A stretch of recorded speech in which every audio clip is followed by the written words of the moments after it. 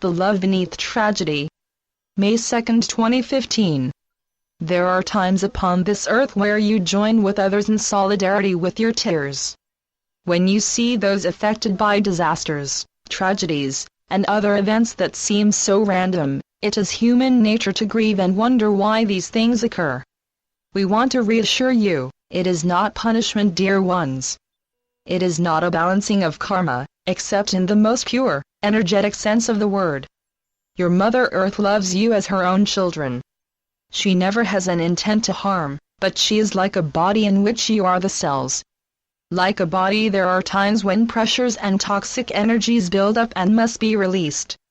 If human beings do not resolve their conflicts with one another, and allow kind release of their own emotions, there is great deal of energy that gets pent up within her field, at times so much so that she must release this pressure through what you call disasters, earthquakes, storms, volcanoes. These are all natural ways of moving and releasing the energy that humanity has not allowed to move and transform into greater love. These are not acts of cruelty, dear ones. These are acts of love. In each and every disaster, denser energies are released and greater love is allowed to emerge. Temporarily, borders, barriers, and boundaries are put aside. Politics are put aside. Differences are put aside, as people join in a common bond of humanity to help and assist one another. We know that through your human eyes, the massive exodus of souls and loss of human life appears tragic. We understand this, and we are therefore lovingly tending to, and attempting to comfort every soul who has been affected by the loss of a loved one.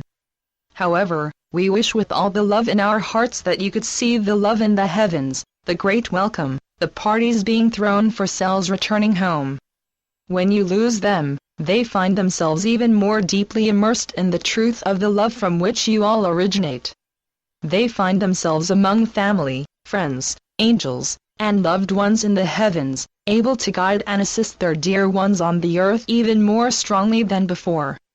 We do not mean, in any way, to minimize the pain of human loss, but rather to gently remind you that there really is no loss in the greater scheme of eternity, no death, and certainly no tragedy, when seen from God's eyes, that is without a greater wave of love upon your earth.